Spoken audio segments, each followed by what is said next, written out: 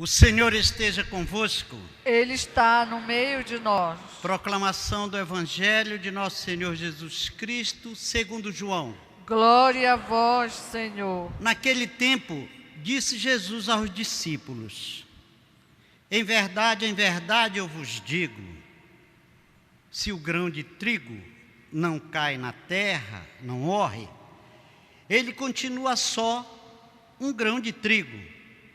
Mas se morre, então produz muito fruto. Quem se apega à sua vida, perde-a.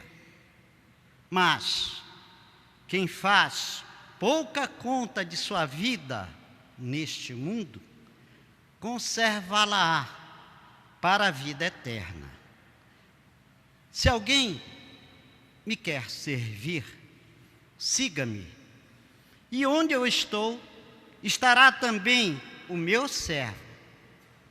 Se alguém me serve, o Pai o honrará. Palavra da salvação. Glória a vós, Senhor. E tudo mais vos será acrescentado. Aleluia, aleluia. E tudo mais vos será acrescentado. Aleluia, aleluia.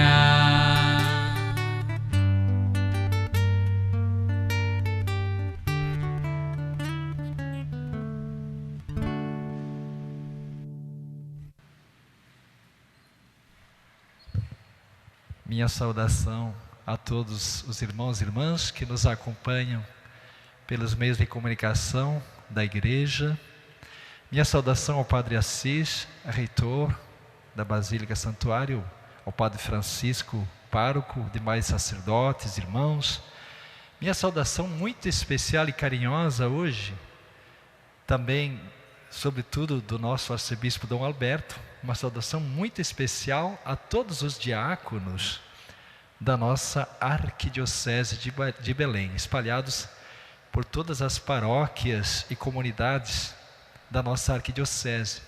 Hoje, dia 10 de agosto, dia de São Lourenço, nós celebramos o dia da vocação diaconal. E por sinal, hoje também, por coincidência, mera coincidência, eu também estou completando mais um ano de vida. Dou graças a Deus, louvo o Senhor, por essa graça de poder servir a igreja, em primeiro lugar, como cristão, que sou católico. Depois, seguindo a ordem diaconal, sacerdotal e episcopal, assumindo também o ministério episcopal, primeiro sendo diácono, depois padre e finalmente também como bispo auxiliar desta arquidiocese. São Lourenço era diácono da igreja em Roma e morreu mártir na perseguição de Valeriano. O seu sepulcro encontra-se na cidade de Roma. Constantino erigiu uma basílica justamente no lugar da sepultura de São Lourenço. O ofício das leituras da festa de hoje nos lembra a instituição dos 7 diáconos pelos apóstolos. Nós sabemos que os apóstolos estavam muito ocupados com todos os serviços da comunidade. Aí eles escolheram 7 homens de boa reputação, pessoas com boa maturidade, bom caráter, e foram instituídos para servir as mesas, ou seja, para o serviço da caridade, para atender principalmente os mais necessitados, os mais pobres, enquanto os apóstolos ocupavam-se justamente da oração e do ministério do anúncio da palavra de Deus. Mas é claro que o diácono, nós sabemos muito bem hoje, que o diácono, ele exerce o serviço, o ministério da caridade, mas ele também prega a palavra, anuncia Jesus, anuncia o Evangelho. Assim é que deve ser. A história sagrada nos recorda que Lourenço foi preso juntamente com o Papa Sisto II, mas foi logo trucidado, porque os perseguidores esperavam arrancar-lhe os bens da comunidade cristã. Então Lourenço foi preservado a princípio, porque os perseguidores queriam tirar-lhes os bens da comunidade, os tesouros da igreja. Mas aí então o diácono Lourenço disse: olha, eu não tenho bens materiais, eu não tenho nenhum tesouro, a nossa comunidade cristã não tem nenhum tesouro, mas o tesouro que eu tenho, que a igreja me confiou, são justamente aqueles que eu estou servindo na caridade, que são os necessitados, os pobres. E por isso mesmo ele foi queimado vivo, ele foi martirizado, queimado. Mas Lourenço então disse-lhes que a única riqueza que possuía eram os pobres confiados a ele pela igreja. Ao declarar isso, então, foi queimado. Foi um martírio realmente muito cruel. Veja só como a igreja, nos seus inícios, ela sofreu uma grande perseguição. A festa do diácono São Lourenço nos lembra a vocação dos diáconos. A palavra vocação, ela provém do latim vocare e significa chamar. Assim, vocação significa chamado. Vocação é, pois, um chamado de Deus a serviço dos irmãos, das irmãs, da igreja, da comunidade. Encontramos na Bíblia muitas pessoas chamadas por Deus: Abraão, Isaac, Jacó, José, Moisés, os profetas, a Virgem Maria, São José e tantos outros nomes bíblicos chamados por Deus. Em todos os chamados, Deus chama diretamente pelos fatos e pelos acontecimentos. Deus toma a iniciativa de chamar. Deus escolhe livremente e permite a liberdade de resposta à pessoa chamada.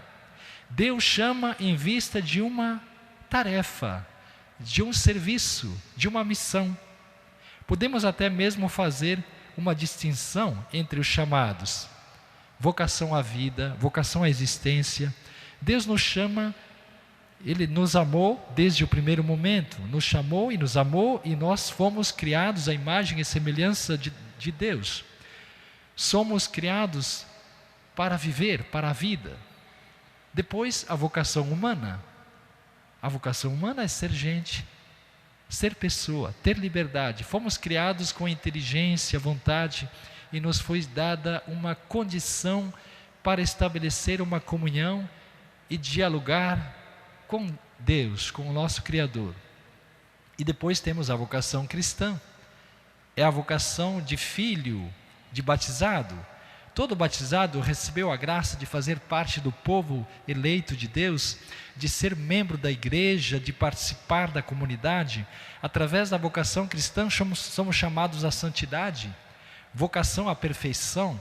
Fomos eleitos e chamados pessoalmente, individualmente, porque Deus nos amou primeiro e Ele nos chamou a cada um de modo pessoal, atual, pessoal, eterno, infinito e misericordioso.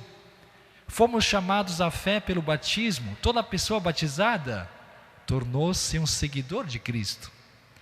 E depois nós temos então as vocações específicas. A vocação do leigo, que é a vocação da família. Assim, todo cristão solteiro, o casado, batizado em Cristo, é convocado a ser apóstolo, anunciador do reino de Deus. O leigo vive na secularidade e exerce sua missão nos ofícios e trabalhos deste mundo, nas várias profissões, nos vários serviços da comunidade, da sociedade do mundo. O Concílio Vaticano II sublinhou que a vocação e a missão do leigo contribuem para a santificação do mundo, como fermento na massa.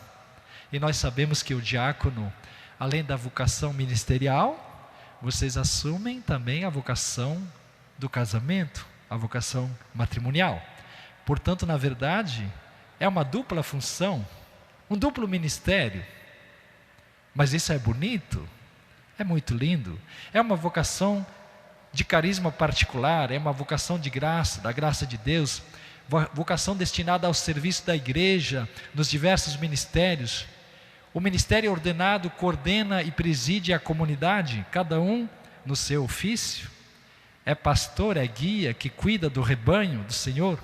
Isto exige humanidade, caráter íntegro e maduro, virtudes morais sólidas e personalidade madura.